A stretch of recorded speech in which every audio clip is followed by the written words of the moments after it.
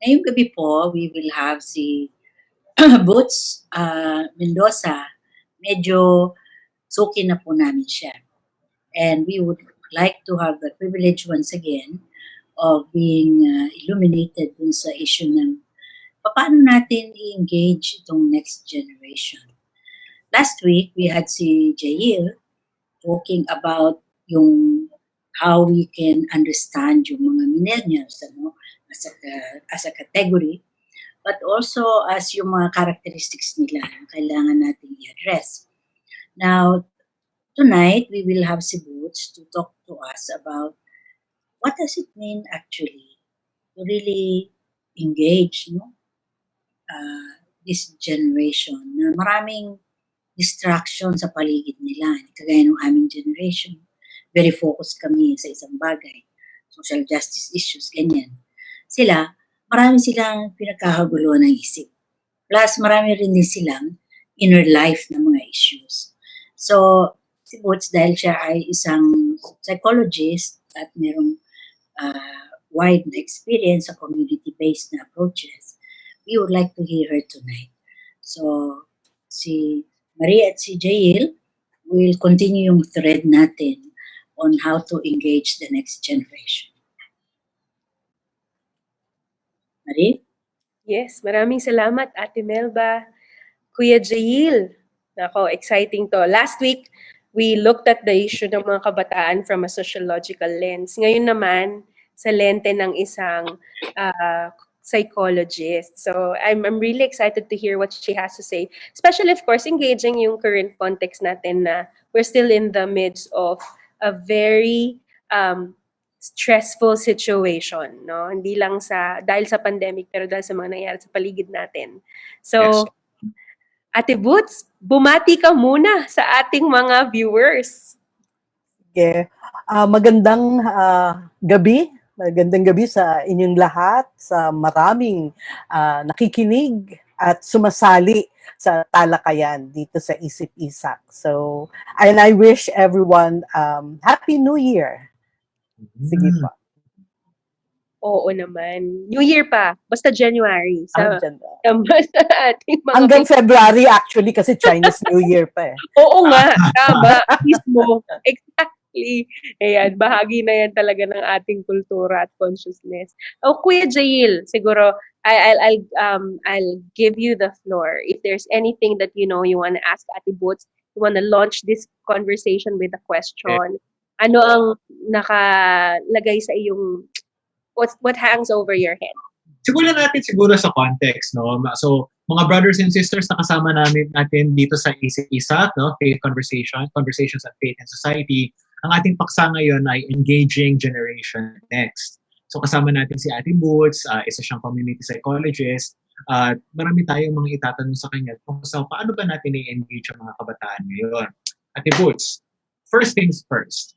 Bilang isang psychologist at ikaw malalim at marami ang iyong karanasan working with young people, ano ang mga napansin mong kaibahan sa mga kabataan ngayon na tila yun yung mga pinaka-glaring na mga katangian ngayon na hindi mo napansin years ago, for example?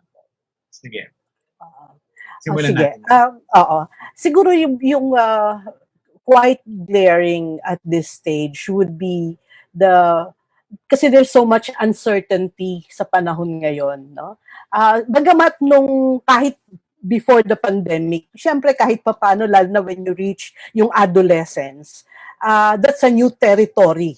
Pinagdaanan mo yan, pinagdaanan ko yan, pinagdaanan natin lahat yan. And every time you go into a new territory, nakakatakot, diba?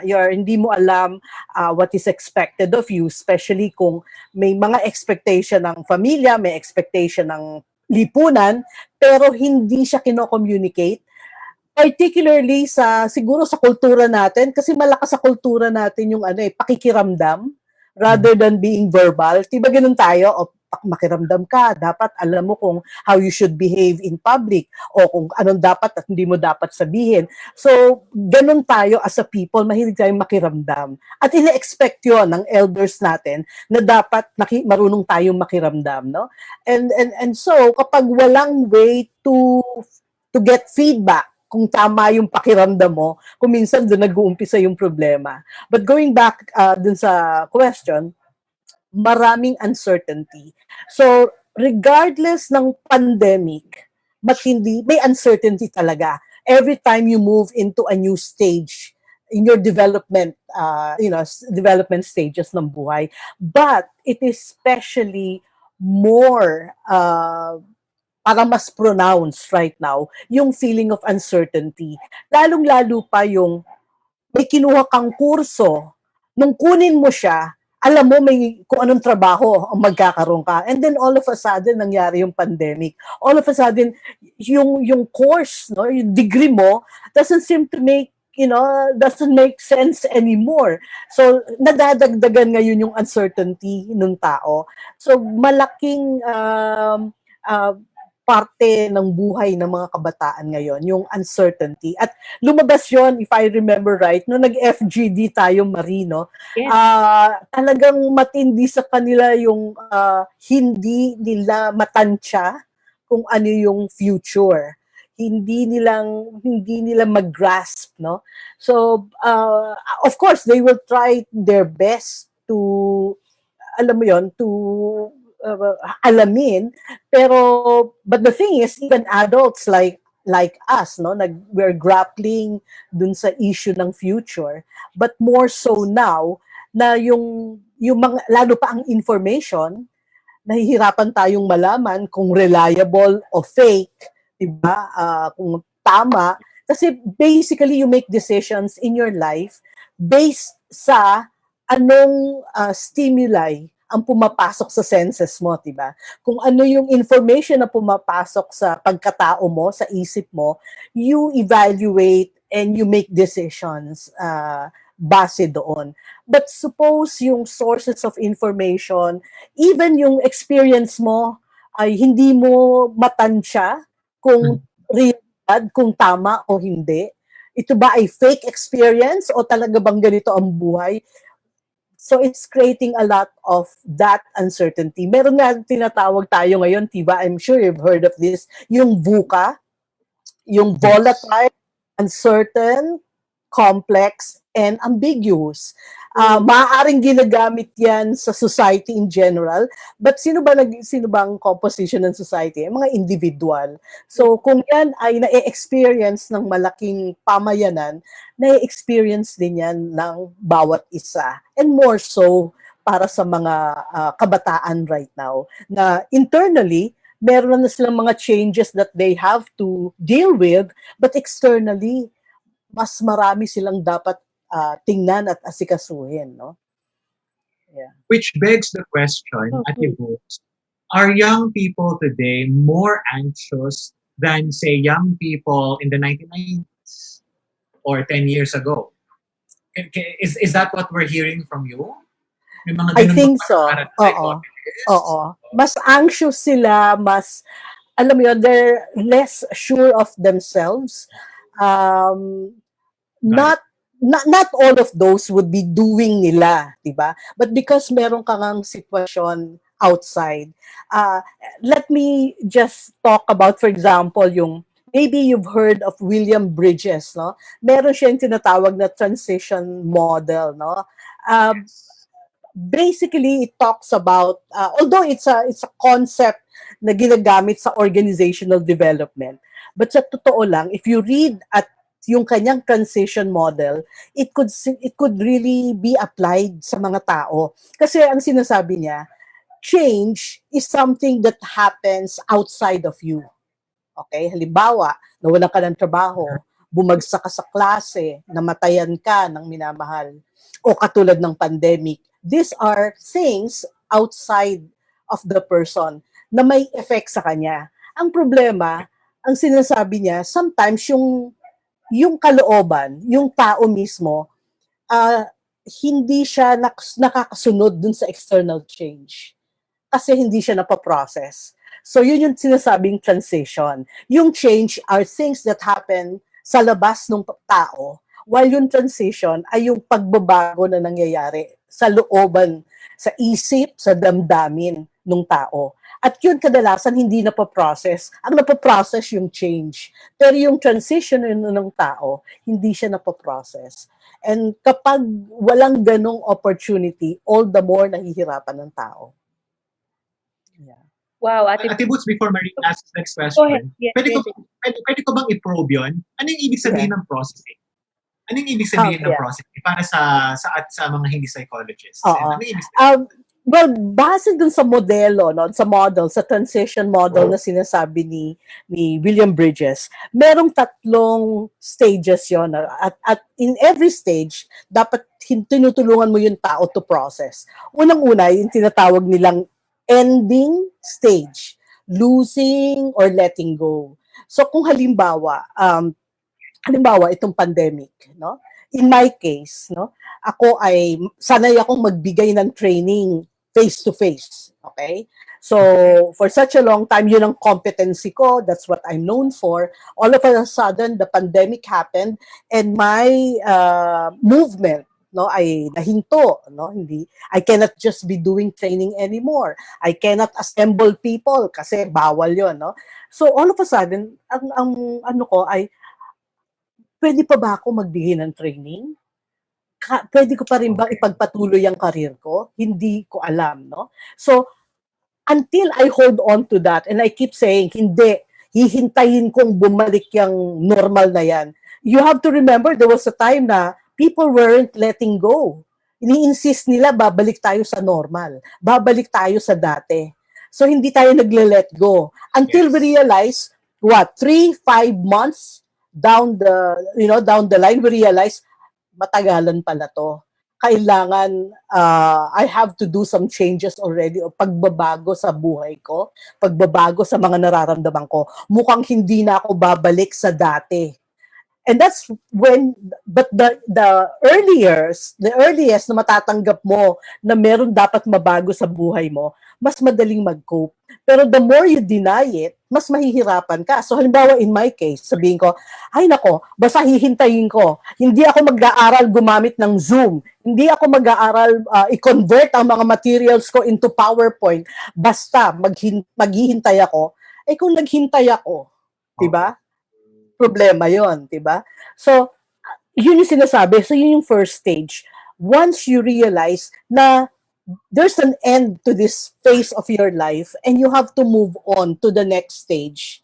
The next stage is what you call the neutral zone. Ano ibig sabihin yung neutral zone? Ito yung zone na sa totoo lang masalimuot kasi ito yung zone wherein you feel all the doubts. Andito yung natatakot ka kung anong gagawin mo, pwedeng mangyari sa akin sa hinaharap. Andito na yung self-doubt, nandito na yung resistance, nandito na lahat, no? And then, kapag nag-grapple mo yon, yes, merong takot, merong pangamba, but I would have to go beyond that. Then, papasok ka dun sa susunod stage, which is the new beginning. Ito na yung sinasabi na, ready na ako. I've decided na I'm going to open my mind into new learning. I have to retool myself. I have to learn new skills. Then, I can do, and, I can plan my life again. And then, of course, it will never go back to normal, pero nagkikreate ka ng bagong realidad para sa sarili mo. Then, doon sinasabi na nangyayari yung change sa labas, yung sarili mo sumusunod doon sa change. Nagta-transition ka ngayon. Now, along the way, kailangan meron kang katulong doon. Kasi pwede kang mabog down at certain point in those stages. So, kailangan may tumutulong sa'yo. Alright. Thank you, Ate Boots. Sobrang ang dami mong nasabi na I also want to probe yung VUCA, no? What does that mean again? Volatile, uncertain. I didn't get the Complex. Complex and ambiguous. Ambiguous. Those are big words, heavy Big words. words. Heavy Oo. English words na nga sila. Pero instead of this, emotionally, these are just, napakabigat. And you mentioned about processing, letting go, and all that. But I just want to ask you, Ate Boots, in your experience as, mas marami din tayo nakakausap na kabataan, minsan na tayong nakikasama sa isang FGD with the young people, do you see this VUCA, volatile, uncertain, complex, ambiguous, this kind of atmosphere and this kind of heaviness over them? And if so, ano ang itsura nito sa nakikita mo, Ate Boots, sa kanila? Oo. Iba-iba siya ng mukha, no, in the sense na it would come in degrees, no. Sabi ko nga yung concept ng VUCA, usually ina-apply nila yan sa society in general, no, whether it's economic, political, no. But my thing is, a part of that pwede mo ring gamitin para sa individual, no. Siguro yun yung pagkakaiba ng I'm not knowledgeable sa sociology masyado, pero yun yung pagkakaiba eh. Sa sociology kasi pang grupo ang pagtingin, no? But we also learn about a concept sa sociology, but we focus more on individual o mga tao, no? Anong effect nun sa kanila. And we always think na ano man yung phenomenon na sa malaking lipunan, nag-uumpisa yan doon sa mga individual that comprise the society. So pag sinabi mo halimbawa yung VUCA, it is basically a general feeling of uncertainty, a general feeling na hindi mo masabi exactly what the future would look like, no? What makes it more difficult is the fact na even the adults around you cannot assure you kasi pare-pareho tayo ng pinagdadaanan. Hindi halimbawa katulad ng, halimbawa kung merong economic crisis, pwedeng sabihan na halimbawa ni Ate Melba o ako, pinagdaanan namin yan noong 1988 o pinagdaanan namin yan noong mga nung World War II. At okay naman, nakabalik naman ng mga tao. But the point is, yung pandemic kasi, pare-pareho tayong windang. And this is a new experience for all of us. So, it is very difficult na wala kang makonsult. Diba? Wala kang makonsult na makaka-survive ba tayo dito? Anong pwedeng mangyari? So, lahat ngayon, speculation. Na posibleng, if we do this, if we make this, ganito ang gagawin natin, ito ang posibleng resulta. If we take,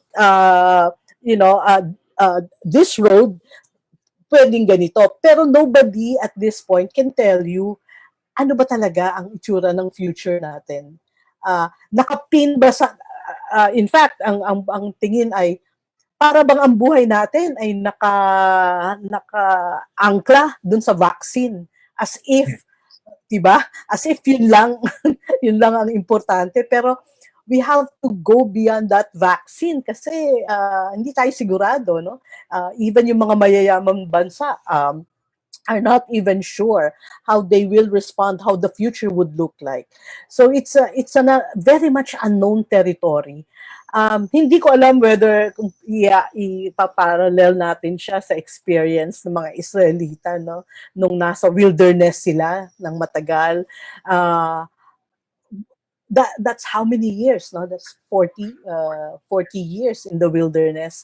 I'm sure at certain point kaya nagkakaroon na ng gulo is because masyado nang matagal, hindi ka sigurado kung ano yung pupuntahan mo, kung saan ka pupunta, tapos tumatanda na at namamatay na yung mga dapat nagga-guide sa iyo sa susunod na pupuntahan mo. Yung mga halimbawa ako, there's no assurance I could even give the youth right now because I've not gone through that experience also, eh. Mm-hmm. Diba? So, ganun yung sitwasyon right now for them. So, they live by the day, parang YOLO tuloy, diba? You only live once, sige, banat na lang araw-araw kung how it is like, no? In a very negative sense, kasi yung YOLO, about 10 years ago, or maybe, about 10 years ago, yung konsepto ng YOLO was celebratory. No, Yes. enjoy life because you only live once, no? in a very postmodern sense, para siyang parang do whatever you need to do. Do whatever you want to do. Today. Ngayon, 2021, yung YOLO ay parang, well, isang beses na nga lang ako mabubuhay, ito pa. Parang, what do I do? How do I survive? Right. And how do we deal with that, Ate Boots? How do you even process? Balikan natin yung konsepto kanina.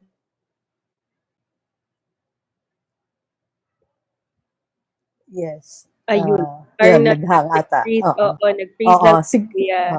Siguro ang tanong ni Jail ay, how do we process? Correct. Well, ang unang-una kasi doon is pangungumusta. No? You really need to talk to them.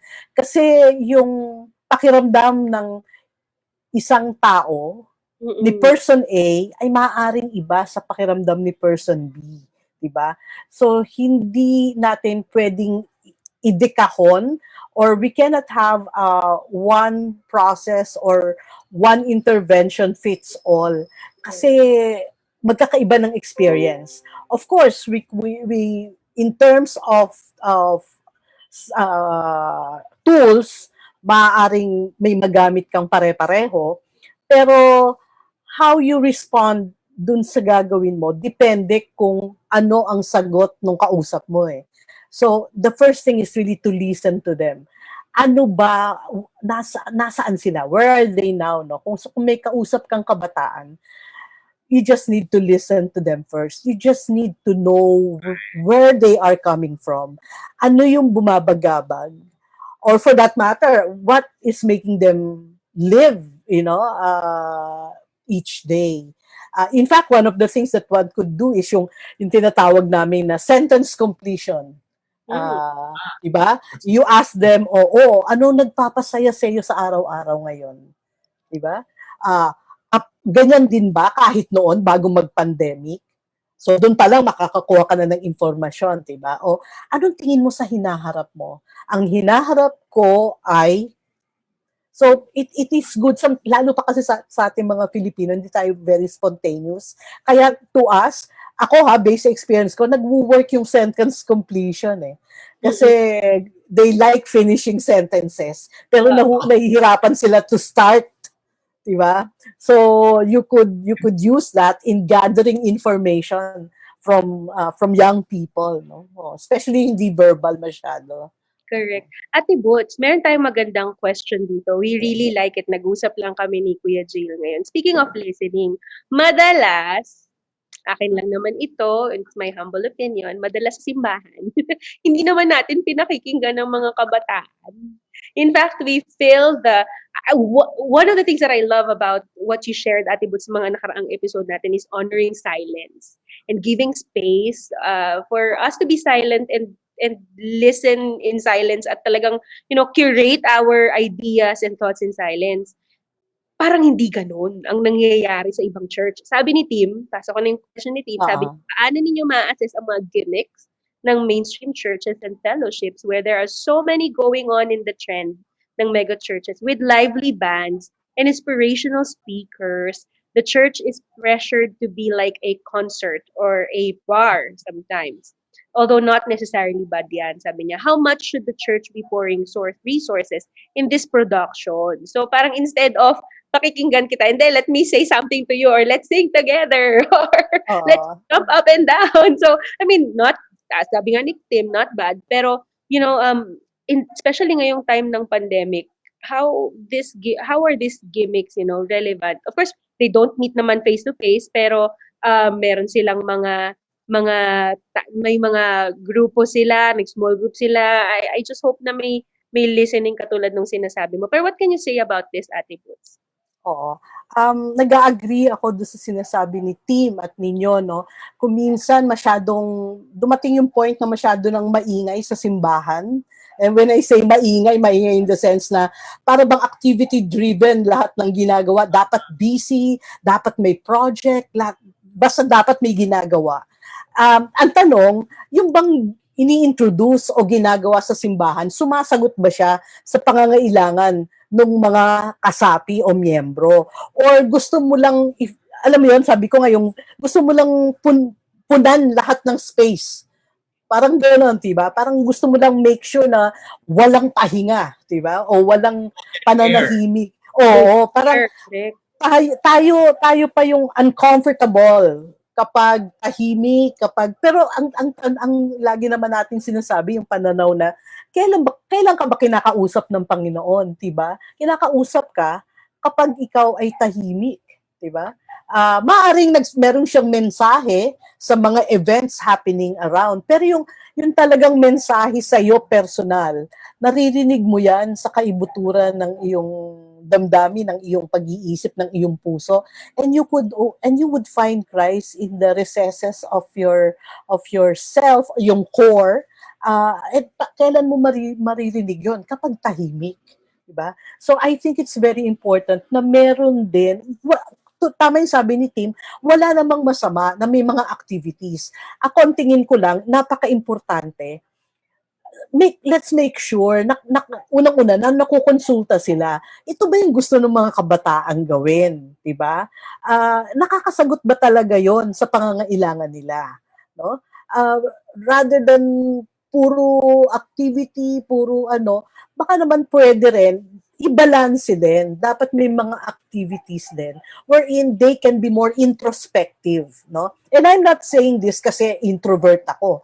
It's just that kailangan ng bawat tao, they must be able to know how to go inwards and listen to what is being said sa kalooban niya, no? Rather than puro panglabas na ingay, no? So dapat merong balanse. Kung lalo pa kung marami ka naman budget at gusto mo ng activity. Pero ang tanong, yung ba mga activities na yun para kanino? Gusto mo lang ba, ginagamit mo ba yun para makarecruit ka lang? Para lang masabi na maganda yung simbahan mo, na magaganda at state of the art ang iyong mga instrument? Baka kasi ganun diba? Para lang maipakita. Parang ang nangyayari, yung mga activities would become a marketing tool for the church. Yes. Rather than really using it para dun sa pangangailangan ng miyembro, lalo na ng mga kabataan. Yun lang ang fear ko doon. No? Ati Boots, mag-share lang ako before we carry on.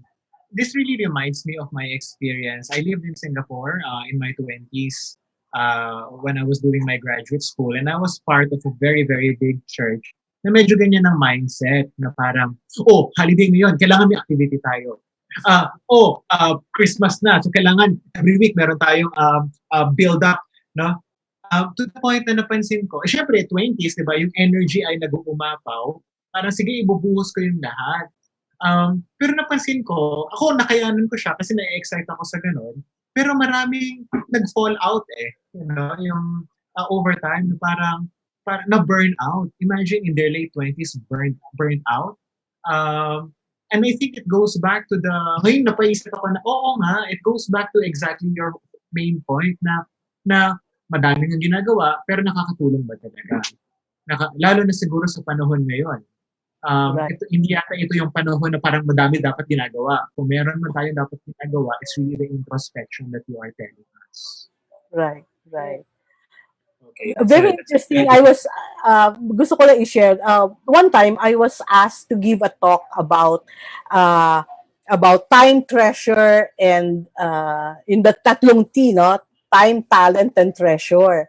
So I was invited by a church, no? Sa mga kabataan nito. So I was talking about na itong tatlong T ay galing sa Panginoon at dapat, diba, dapat nagagamit natin, dapat we add value to it, we appreciate it, no? So at the end of my talk, it is very interesting, about 3 of them, no, approach me, of course, sa online, no? What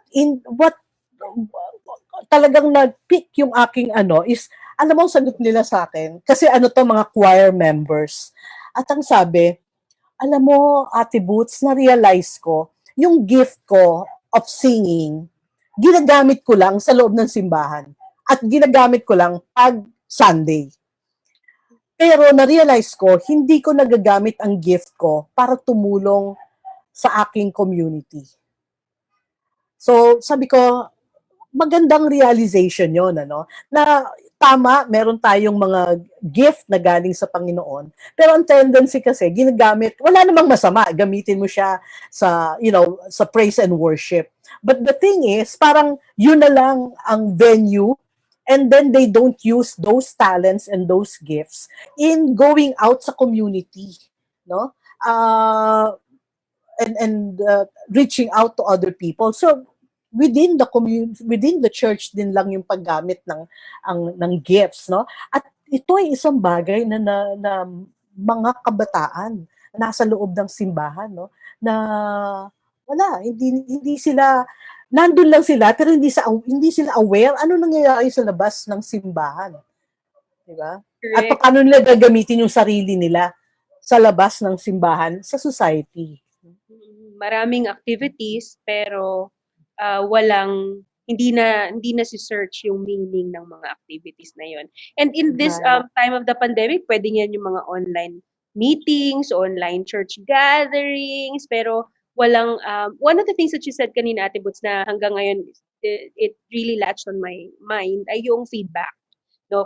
Providing feedback for the young people.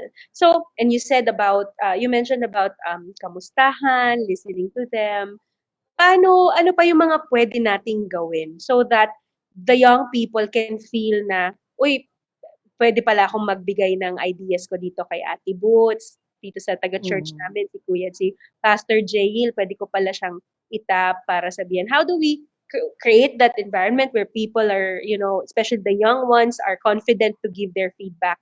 And even more, proactively, ano yung mga pwede nating gawin to have those channels of feedback para sa kanila? Oo. Alam mo, isang na-experience at nakikita ko rin, yung kuminsan kasi how we allow the youth to participate sa church, kuminsan token, alam mo yon, yung masabi lang na kinonsulta mo, pero sa totoo lang, hindi mo naman kinoconsider yung ideas nila o yung nararamdaman nila. Talagang token lang, para lang masabi, kailangan may representation sa council, o dapat may kabataan, o di sige, magkaroon tayo ng kabataan sa council, o di may uupo. Pero every time magbibigay ng suggestion, na para sa kanilang sektor o para sa community o para sa church, nababaril yung idea nila. At every time nababaril sila, dadating yung panahon, ayoko na. Tahimik na lang ako. Kapag nagsalita ako, lumalabas, disrespectful ako sa elders, di ba? So, yun yung isang problema ko minsan sa simbahan, ano? We look, parang tokenism ang representation. Lalong-lalo na sa mga bataan. Lumabas ito doon sa discussion sa FGD at nakikita ko to na ang feeling nila, pauupuin nga kami. Ayaw naman nilang marinig yung sasabihin namin. So, bakit pa? Diba? So, darating ang point, token na rin yung upo nila. Kunyari na lang, masabi na lang na nasa attendance at may representation ng youth. Pero sa totoo lang, hindi meaningful hindi na meaningful yung kanilang participation. Sabi, Ate Boots, sabi nga ni April Benelli Abarientos, nalaman ng mga church members na I use my gift in singing outside. Natawag akong carnal at napaka-secular. Medyo fundamental church. May branding pa, diba? Mababrand ka pa. Brand ka pa. So gano'n, di ba? Parang ipipreach sa church na dapat mag-serve tayo sa mundo, and then pag nag-serve yung mga kabataan natin, may branding biglang gano'n. Right? Parte ng ating kultura, no? And this is, global yon. Napakadaling mag-label eh. We're so quick in labeling people. We're so quick in labeling feelings nang hindi chine-check. Doon papasok yung feedback, doon dapat pumapasok yung affirmation. Kasi kung minsan tayong adult, may nag-share sa iyo na kabataan, tapos sasabihin mo, ay nako, denial yan. Ay nako, ganito yan. Tayo yung nagbibigay ng brand o tayo nagbibigay ng label. And then, once nalagyan mo ngayon ng label, hindi na siya nagsasalita. Kasi nilabel mo na eh. Diba? Hindi mo siya binibigyan ng opportunity to explain it further. Good point, Ate Boots. So how can we help people like April? I'm sure maraming mga kabataan na ganyan. Ano yung pwede nating i-encourage sa kanya? Lumipat siya ng church? Ganon? Hindi naman. Attend sa church ni Kuya Jail or sa church namin, hindi ka namin tatawagan parehas. Ano? Alam mo, I could be radical about it and say, I think, oo, kailangan mo, alam mo, dapat pumunta ka rin sa church. Of course, you try to stay in your church thinking na may mababago. Pero kapag you keep staying there at nafe-feel mo na hindi ka na nag-grow emotionally and spiritually, why are you staying in a church that is not nurturing you? At alam mo namang hindi magbabago. Eh di hanapin mo na kung saan ka pwedeng ma-nurture, pwedeng acknowledge ka as a contributing member talaga. Hindi ba wala namang pagkakaiba yung pagpili ng simbahan sa pagpili, halimbawa, ng trabaho. Sabi nga nila sa organizational development, dapat wala kang ilusyon na ang iyong kumpanya ay may responsibilidad para sa growth mo. Hindi yun ang kanyang obligasyon. So it's totally up to you na empleyado to find ways to grow where you are planted, di ba? Ganon din ang simbahan. Of course, kahit ano pang sabihin ng simbahan na dapat pinalalago natin o pinayayaman natin ang spiritual life ng ating mga miyembro, mga individual din eh. Diba? Ang tendency ng simbahan, institution ng simbahan eh. So, maaring meron niyang strategy that ang assumption niya na magwo-work sa nakakarami. But it may not work para sa isa o dalawang tao. Diba? So, yung isa o dalawang tao na hindi nag-fit in dun sa strategy ng simbahan, maghanap ka na lang ng ibang simbahan where you could find kung saan ka mag-grow. Diba? Ayun. Those are strong but I think very wise words, no? Diba? I think there's wisdom in that. Hindi sa sinasabi natin na lipat kayo sa church. Pero I mean, just really be in a place where you can grow. Sumagot si April, babasahin ko lang. Sabi ni April, actually umalis na po talaga ako sa church na yon.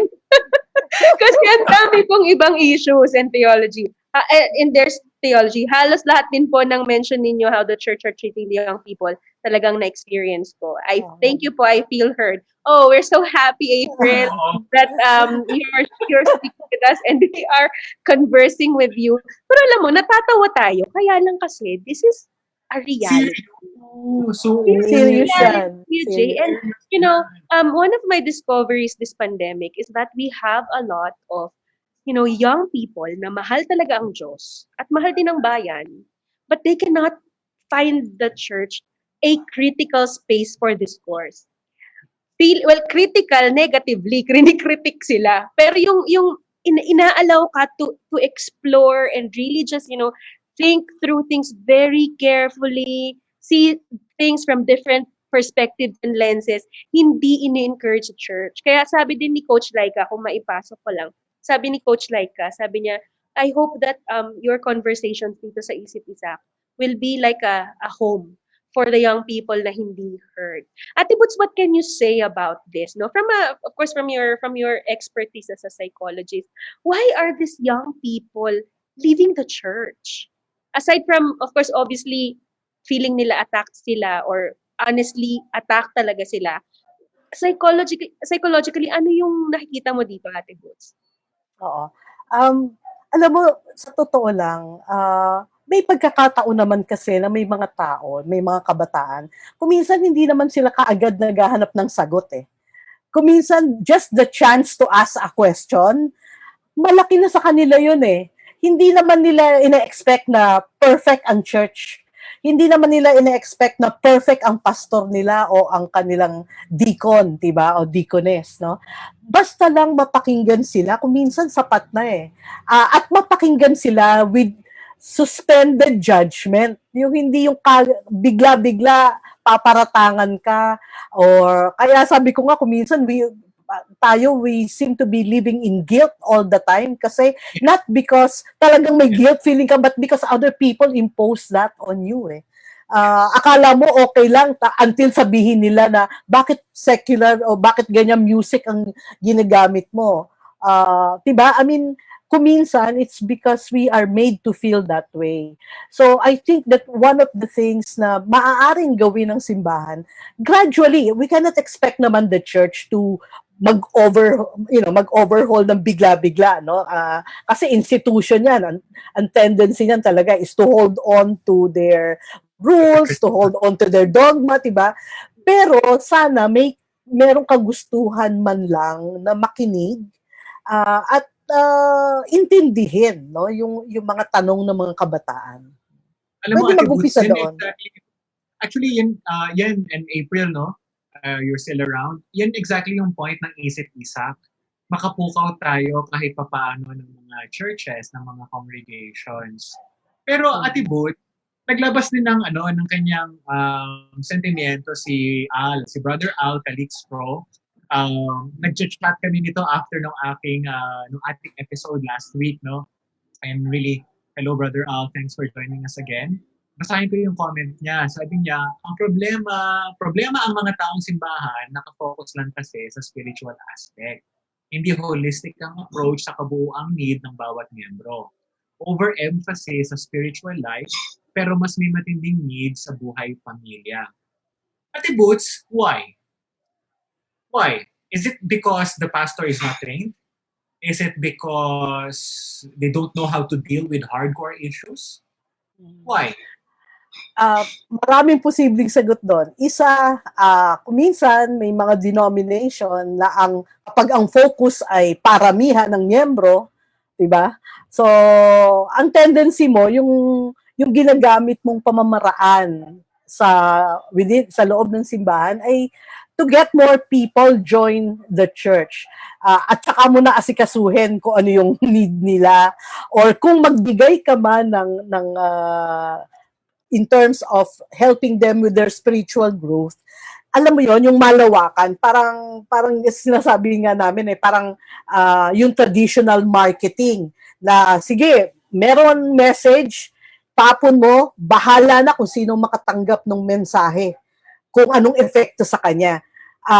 As compared do sa tinatawag nilang guerrilla marketing, kung talagang wherein sinesegmentize mo yung mga tao sa simbahan, o ito yung kanilang pangangailangan, ito yung kailangang mensahe na marinig nila, o itong grupo na ito ang kanilang pangangailangan base sa mga conversation, sa dialogue, ganito natin dapat sinasagot ang kanilang pangangailangan.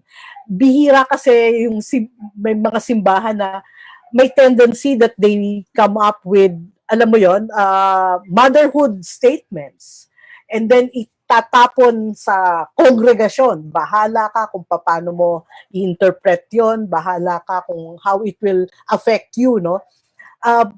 Yes, kuminsan nga ang sabi ko, ang mga evangelical churches with the exception of mga mega churches, no, may advantage kapag maliit yung members mo kung kukonte, kasi mas matututukan mo as compared sa mga mega churches na baka sa dami ng miyembro, hindi mo na maasikaso kung ano yung pangailangan. So, and also, kung halimbawa miyembro ka, meron kang need, it would be good kung meron kang mas personal na relasyon, hindi lang sa Panginoon, pero personal na relasyon sa mga sa pastor o sa deacon o sa church leaders, no? So mahirap in terms of kuminsan kasi may mga simbahan o may mga particular congregation na merong set ways of doing things, no? Halimbawa, kung Methodist ka, kung Baptist ka, may mga prescribed rituals din kasi di ba? Na dapat gawin to perpetuate yung grouping, di ba? To perpetuate yung kanilang congregation, yung kanilang grupo, no? Kaya kapag masyadong nafo-focus dun sa ritual, kapag nafo-focus dun sa mga rules, and people are not willing to look at individuality, no? Doon kuminsan nagfo-fall between cracks yung ibang miyembro. Kasi parang hindi niya nakikita yung personal na buhay niya, yung kanyang, that ang kanyang spiritual ay personal. Yes. Diba? Ate Boots, before I share my 2 cents on that, basahin ko lang tong comment ng isa nating kapatid, si Jonic. Sabi niya, and this is tied to what Brother Al is saying and si April. Sabi niya, in many churches, asking questions is seen as criticism and frowned upon as having a rebellious spirit. Nako, may spirit of Jezebel yan. Alin sinong Jezebel? Yung may palikpik. Anyway, but yeah, I think, and that is a classic story. If I may just add, no, we're trying to wind down, pero isa yan sa tingin ko we have to contend with in the church because malalim ang sugat na yan ng mga kabataan natin. Yung feeling nila na hindi sila malayang magsabi ng kanilang opinion and they have to conform to the shape and the make and the model of the mother church. Ate And then Butch, later on, yes, oo. Kuya, yes, Oo, kayo. ang nangyayari no, sa research namin sa sociology of religion, it's precisely because of that na na-alienate yung mga kabataan. Nabanggit ko na ito last week na parang in the words of the title of one book, no, you know, as one of the sociologists of religion in his title puts it, I did not leave the church. The church left me. Right. Oh, you left me. Parang Oo. gano'n. So, yeah. Yung iba nga sasabihin, the church let me down. Diba? Hindi lang left me. Oh, Diba? much worse. Oo, much worse. Yeah. Oo. I agree. Oo. Maganda tong paalala ni Brother Alfred, no? And I think this goes across generations. He mentioned about Hosea, no? This is how we can secure, sabi nga niya, our young people who will, eventually they will really be the leaders of the church na talaga. So sabi niya sa Hosea 4 verse 6, nalipo lang aking bayan dahil sa kamangmangan, sapagkat itinakwil ninyo ang karunungan. Itinatakwil ko rin kayo bilang pari. At dahil kinalimutan ninyo ang kautusan ng inyong Diyos, kakalimutan ko na rin ang inyong mga anak. Oh, heavy words, no, from the prophet Hosea. And I pray na wag naman yan ang maging words of judgment ng Diyos sa Filipino church. As I've said, we are winding down. So let's share our reflections, mga kapatid. I want to start with our sociologist in the house, our resident sociologist of religion. Kuya Jay, ano ang iyong takeaway sa ating usapan ngayong gabi? No, sa akin, in many ways, itong conversation ito validates what sociologists of religion like myself have been observing over the past many years. Ako kasi, malapit sa akin sa puso ko yung kalagayan ng mga kabataan, not just because I'm a minister, but also because I am practically embedded in that arena. I'm a professor, and I was a youth pastor at one point, tapos hindi ko siya Tapos syempre, marami ako mga naging hiccups, no? Parang ilan yung mga kabataan umalis na sa church namin. Right? Na I wish I was able to arrest, no? Bago sila nagpasya. And many of the things na binanggit ngayon ni Ate Boots validates or confirms those experiences at yung mga naging karanasan din ng ating mga kasama ngayon really echoes those experiences. From a sociological perspective, it is very clear to me na this is not just the experience of 1 or 2 or 3 young people. This is the experience of an entire generation, right? Many of them are growing up in congregations, in churches, but they're also growing up with so much anxiety. Exactly the first point ni Ate Boots, yung VUCA. The VUCA is a global condition. Pero sa Pilipinas, ang tingin ko, Ate Boots, no, it's much more exacerbated, right? Right. Yung at least kasi kung nakatira ka sa Northern Europe or sa North America, sasaluhin ka naman ng gobyerno, welfare, libre naman yung hospital, libre naman yung pag-aaral in some cases, no? Sa Pilipinas, you fend for yourself, You, diba? Pag nawalan ng trabaho yung tatay mo, that's the end of the line for you, right? In many ways, no?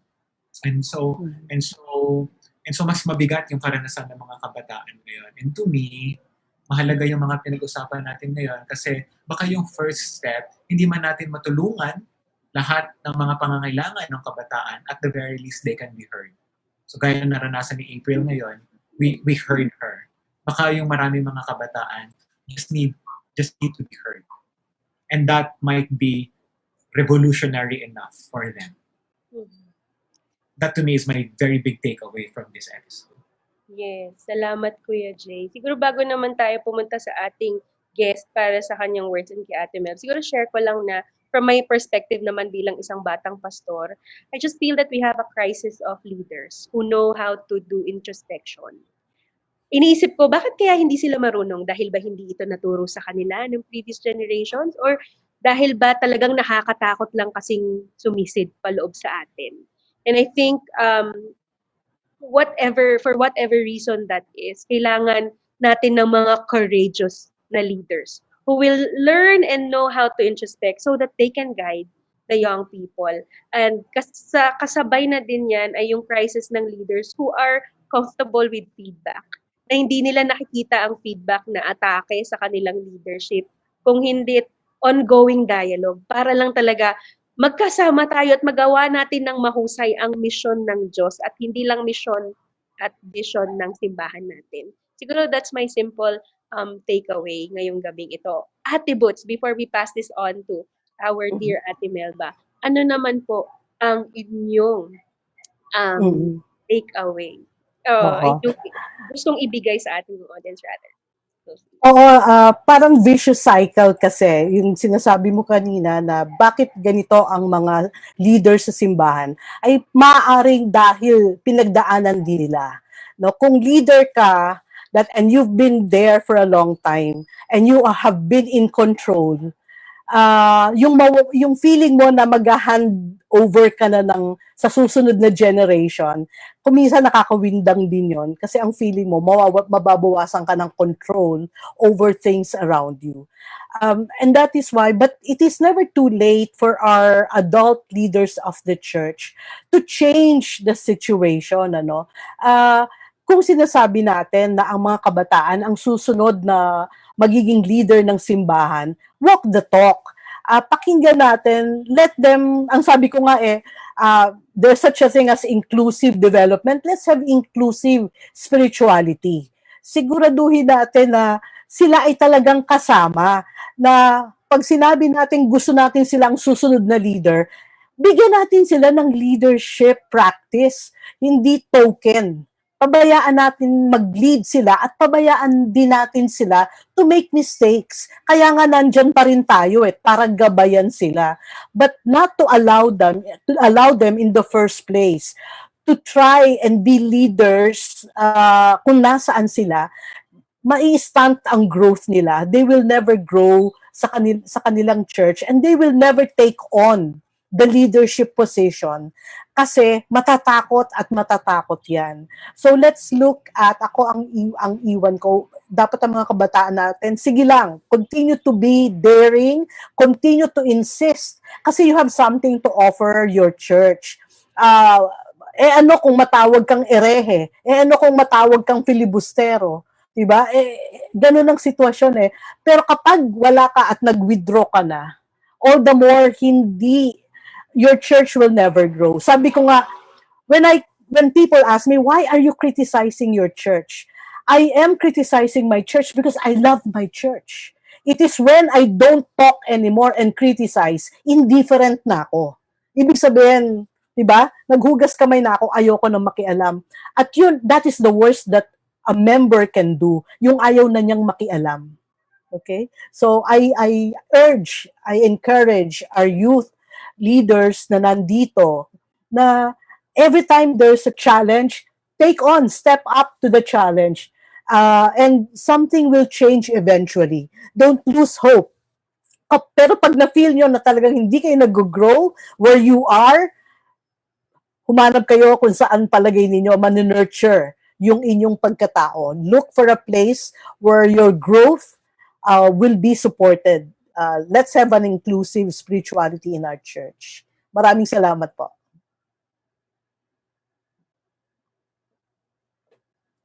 On to you, our dear Ate Melba, para sa paglalagom at sa iyong biblical reflection. No, salamat for the reflection, particularly doon sa area ng how to deal with uncertainty, no? Totoo na marami tayong kabataan ngayon, they don't think they have a future. Yung generation namin, alam namin kung saan kayo pupunta eh. Kung mahirap ka, mag-aral ka, matapos ka, mahugot mo ang pamilya sa kahirapan. Ganun ang feeling, no? You know, mga middle class na kagaya namin. I mean, we were concerned about the country and we more or less know na we will make some significant contribution. Itong generation na to, talagang totoo rin yun na wala silang sense ng future. Walang sense na, windang masyado eh. Plus maraming distractions din. So that, sa tingin ko, hindi nila naririnig yung sarili nila eh. Yung mga scientists will say na there's only one channel for listening, hearing, at saka talking. So if I'm talking, I am not actually hearing. Pwedeng nakatikong yung labi, pero meron akong internal monologue. So I'm not also hearing you. Yung ganun tipo. So dahil isa lang araw daw ang channel. So you have to shut down talaga para marinig yung iba. Now, obviously, ang mga church leaders natin kasi, karamihan, sanay sa magturo, may teacher complex eh. Maraming leaders eh. We just like to teach palagi, no? And you should listen to us kasi may expertise kami, etc. Now, mahirap for leaders to rein themselves in, kumbaga, no? Yung magkaroon ng tinatawag na reticence. In such a way na we are able to hear and hear more voices, no, in our community. So, siguro isang yun for us who are leaders, na whether we are actually hearing others or we are simply hearing our own voice. No? Kala natin nakikinig tayo, but actually we're hearing our own voice. So, magandang reminder for all of us. And then siguro yung na-bring up ni Butch yung transition. No? Sa totoo lang, ang problema yata natin, we are experiencing one stress after another, one upheaval after another. Kaya nung nakaraan ngayon, I mean, hindi ka pa nakakagulapay dun sa pandemic, ganyan-ganyan, tapos biglang merong series of typhoons, tapos so sari-sari, in other words, we have difficulty dahil we are besieged, on all fronts. So walang space to even process. Sa theology, meron tinatawag na liminal state. Sa anthropology rin may ganyan. Yung meron kang condition where umalis ka na ron sa old, pero wala ka pa ron sa bago. No? Yung liminal na state na sinasabi. And I think as a nation, as well as yung buong mundo, nasa liminal state tayo eh. We are no longer where we are, ganon. At minsan, marami sabi nga ni Butch, maraming gusto bumalik. Pero sa totoo lang, dapat i-accept na maraming bagay na hindi na natin mababalikan.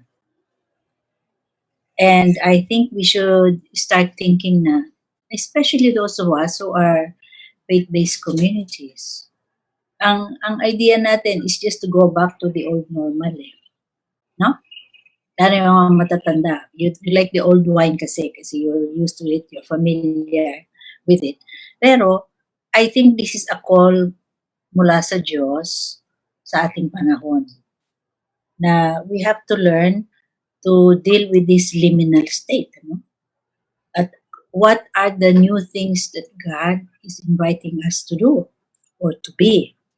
Hindi yung babalik lang tayo sa dati. In other words, more of the same. No? Most of us ganun eh. We like more of the same. Balikan lang natin yun. Now, I think it's important, yung sinasabi kanina, maganda yung insight ni Butch about seeing to it na yung internal na coping natin is in step with the external changes. In other words, meron tayong sense ng external reality at i-adjust natin internally yung sarili natin para makakope tayo dito sa bagong social reality.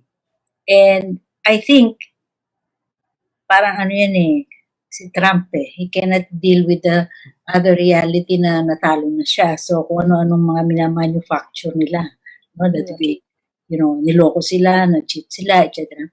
And I think tayo rin pwedeng ganun eh. We can always make justifications, no? So that we don't face yung reality na wala ka na ron eh. It's over. And you just have to face a new way of doing things na pwedeng uncertain, risky, no? Yung sinasabi, buka, na complex, no? Na you may not even know how to navigate, ganyan. But itong ganitong liminal state, theologically, is actually a state where we are being asked to be silent and wait. Kaya sa Bible, maraming yung those who wait upon the Lord. No? Maraming ganong passages. Yung you wait. This is a time for waiting. This is a time for silence. For processing, kumbaga. What is happening? What is happening to me? What is happening to other people? No? And I think, ayaw natin yun eh. Kasi it's difficult. Lalo na pag ikaw ay social animal. Difficult to be introspective. No? Yung mga introverted, medyo may edge dito.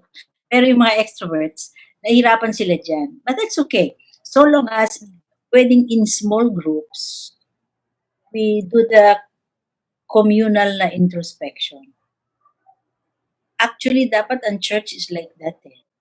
In other words, we are allowing spaces. Yung mga small groups natin, instead of once again thinking about what we are going to do, mga activities, ganyan-ganyan, yung mga small groups should be turned into spaces for communal reflection.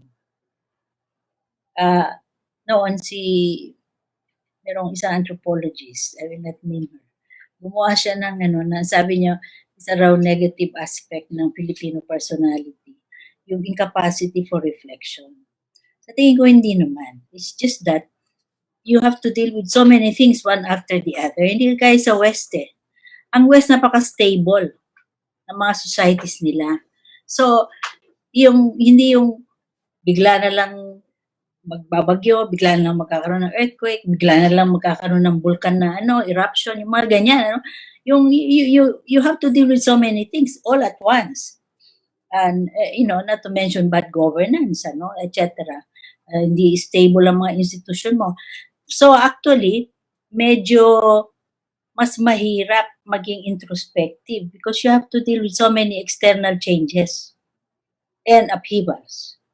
So, sa tingin ko, hindi totoo rin na wala tayong capacity for that. Pero, I think this is where ang church, instead of, yung nabanggit nga ninyo na you put a lot of money dun sa mga expensive na equipment and whip up kind of environment para sa mga young people.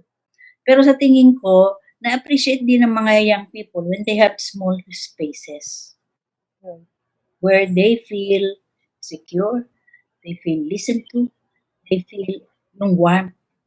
Kahit sa Australia, I was isang minister sa young people. He was telling me, na-notice daw niya, yung mga young people nila, for the first time, they go in packs. Gusto nilang barkada sila.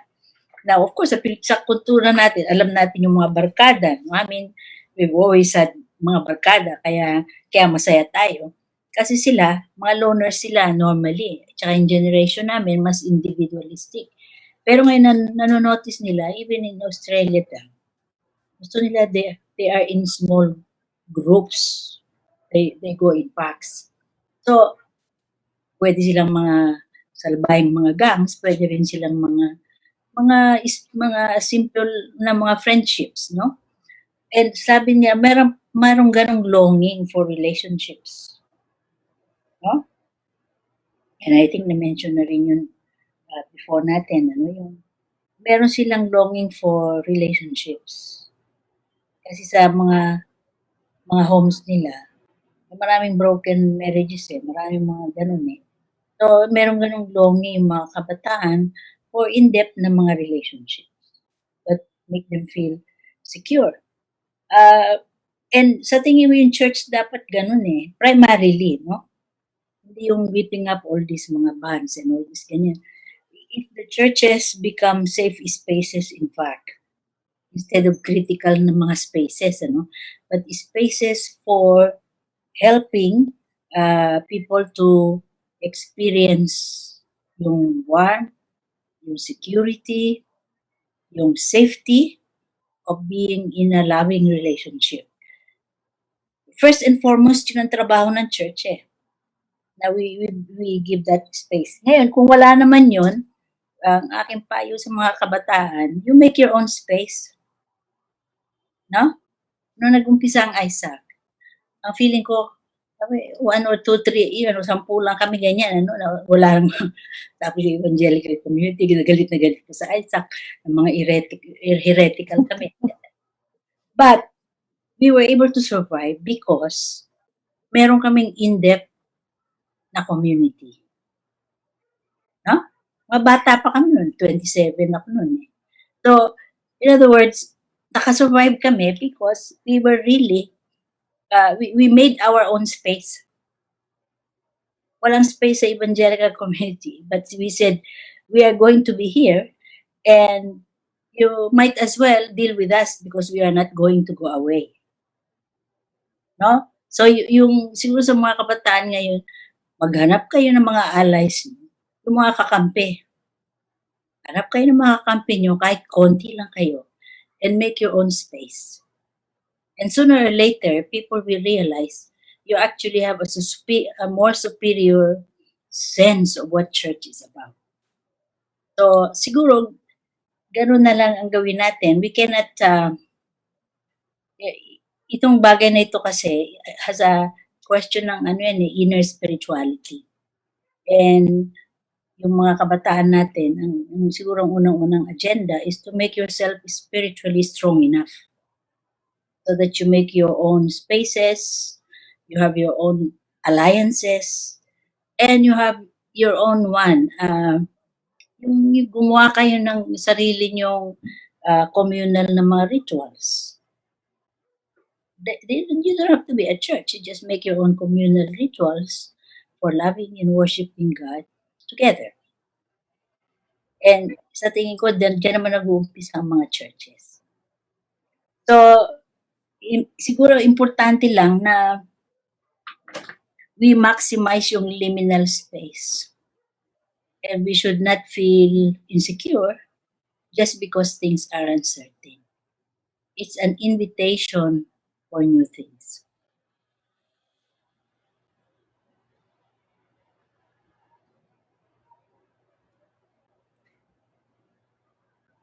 So, Napakaganda ng episode natin ngayon, Yes. Marie. Yes, Kuya Jail. Sabi ko nga, if anything, I just hope that the young people are reassured that they can lead, they are heard, and that we value them. And what they have to offer is significant. And we love that. We love multifaceted insights sa ating mga simbahan. Wow. Let's ask Ate Melba to close us in prayer.